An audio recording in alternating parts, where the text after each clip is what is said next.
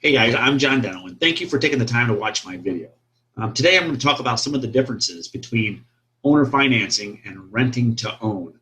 There's a significant difference, and if you don't know, you're going to want to watch this video. On today's video, I want to talk about the differences between seller financing, which is also called owner financing, and rent to own. A lot of people get these confused. They reach out to me with regards to real estate wanting to rent to own. And I don't know if they understand that there's a huge difference between owner financing and renting to own. So let's just jump into it. All right, I just want to break down some of the pros and cons to owner financing and renting to own. We'll go ahead and just start with rent to own properties. So what we're going to talk about first are the pros to renting to own in real estate. Typically, it will buy the buyer or you time to get your finances straight, because a lot of people don't quite have $30,000, $40,000, $50,000 to put down either for a conventional loan or to owner finance or have their property owner finance. So they go to rent to own, which buys them time to get their financial situation corrected, which is a great ordeal. You don't see a lot of these properties anymore renting to own, but if you can find something like that, it is advantageous if you don't have a big down payment. Another advantage of renting to own, it's kind of like test driving the house before you buy. You're going to put together a contract with the owner with a lease option or a lease to purchase, and you're not going to get the warranty deed to the property. So you're not going to own it yet. But what it does let you do is gives you the availability to live in the house for a while. And if you have a lease option, you can always opt out and say, you know what, this house is, say structurally there's issues or there's a lot more maintenance than you thought would be involved in that particular home. You can walk away from that and you're not out anything. So, I mean, that's definitely an advantage of a rent to own property. And well, as there wasn't very many pros, I know. There seems to be more cons when it comes to rent to own. It can be a scary situation because you're giving this money to an owner of a property that still has the title or deed to that home. There's a lot of scenarios out there that could happen. The owner could just say, stop making payments on the house and let it go to foreclosure. Well, then it's going to go to the bank if he's got a mortgage on it, and you're out all that money. It could be a very scary situation. Another con is you're going to pay considerably more than what you would normally pay in just rent. So if you were paying, say, $800, $900, or $1,000 in rent per month, you might have to pay $1,200, $1,300, or $1,400, and a percentage of that will go towards the purchase of the house down the road whenever you guys, whatever details you figured out, whether you're going to buy in 2, 3 years or 5 years down the road, whatever you and the owner discussed, they take some of that money, or they're supposed to, and that's why I say it's a con, because you don't know if they're actually doing this, but the owner is supposed to be taking a percentage of that money, putting it away, letting it build up, and that would kind of like be your down payment for that 5, 6, 7 years down the road when you're ready to buy. And when it does come down to rent to own, what you're really doing, I mean, you can always negotiate, but the owner can actually increase that interest rate. So if the interest rate, like say right now, is about 3%, typically you're going to see a 5 through 10% interest rate on that, which is very inflated. But keep in mind that they are kind of giving you a gift, if you will, by allowing you to make those subtle payments, not having that big down payment. So that's kind of a pro and con. But all in all, in my opinion, there's not enough pros to renting to own to get myself involved in something like that in real estate. I just think it's too risky for the buyer. The owner has way too many ways to take your money and run.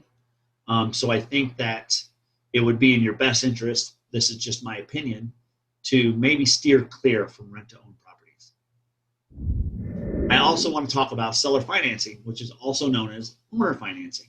There's a lot of pros and cons as well, just like rent to own, but we'll discuss some of the pros first, which is probably the biggest pro of it all is right now lenders have really tightened their belt and got really strict on what your credit score needs to be in order to get a conventional loan. And they're looking around 720, 730 for a credit score. A lot of people don't have that. They're either sitting in the high 500s, low 600s, right at that cusp to where they're just not going to qualify for a loan. And so this really does open up a lot of avenues for potential buyers. If they don't have that great credit score, that owner financing, typically they're not too concerned about that real high credit score. Another pro of owner financing or seller financing is that you will actually, at closing, the deed will go in your name. So you will have full ownership of the house. Granted, you still have to make your payments. Some of the cons of owner financing is that normally the interest rates are a little bit higher than what a conventional loan interest rate would be. What I'm seeing here in East Tennessee is anywhere from 5 to 10%, anything in between, depending on the owner and what. Sometimes they're basing it off of your credit score. And I know maybe they're not looking at whether or not you have a 730 or 740 or something, a really great credit score. But if you're in the low 500s, maybe you're going to see maybe a 10% interest rate. And as you get closer to the 700 range, they're going to lower that rate a little bit because it's a risk reward for the owner. So as long as they're offering this to you, which is kind of a gift, you're going to have to just accept the terms. Now, you can negotiate. It's always negotiable. You could say, nope, I'm only going to do it for 5%. And the downfall of that is the owner could say, no, tough, And another con of owner financing is that the owner doesn't necessarily have to approve you. Just because he's providing owner financing doesn't mean you necessarily are approved to buy that house. He'll still look at your financial situation. He may ask for certain things, may want to do a credit check. So you might not get approved. It's not a foolproof plan going into owner financing. So just know that just because they offer it doesn't mean it's an automatic. So with all that I just got done talking about, there's a few things I've seen here lately in East Tennessee. I'm seeing a lot more owner financed properties coming about, whether it's land or land and houses. And they're looking for anywhere. I've only seen a couple for a 10% down payment, but typically they're looking about 20%. And the interest rate is floating between 5 and 10%. They are more fixed rates. You're not going to see a variable rate. It's not going to go up and down. I have the ones I've worked with, the ones that I've seen, there's been no penalty for prepayment, which is if you paid it off early, they're not going to penalize you for that.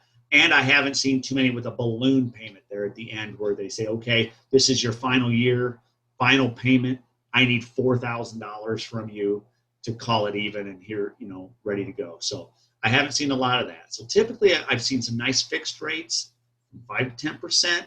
I've seen on average a 20% down payment. So, hey, if you want to buy a $200,000 home, which in East Tennessee is a little below the average right now, it's still a nice home, but it's on the lower side in East Tennessee or in my area, you're going to have to come up with $40,000 plus closing costs. So, and then if you want to have a home inspection, that's going to be on you, which is going to cost about $450. And there's other things, if there's an appraisal or, so just because it's owner financed doesn't necessarily mean cheaper. It just means if your credit isn't that great, it really does grant you another opportunity to be able to buy a home. So, just keep that in mind. Nothing is a given, especially in the real estate world, because like I said, with rent to own, you're not locked in. If you have an option, you can walk out. But if you do lock in with that owner and you plan on buying and you lock in now, but then you said, you know what, I'm not going to buy this thing for 10 years. If the market values start to really decrease, you're going to be stuck at the rate that you're at right now. So if you said, hey, I want to give you $250,000 for this house, and in 10 years, for some reason, the neighborhood goes downhill, market values start to crumble a little bit, and now that house is only worth $175,000, you're locked in. I mean, you signed a contract, so it's going to be on you. So you got to think about things like that. You also, if you've given some thought to rent to own because you don't quite have that down payment for an owner finance, whether that's $50,000, $60,000, $70,000, I would recommend you guys looking towards maybe the USDA or a VA loan or some sort of federally backed loan. They normally require a little to no down payment. You just have to cover the closing costs.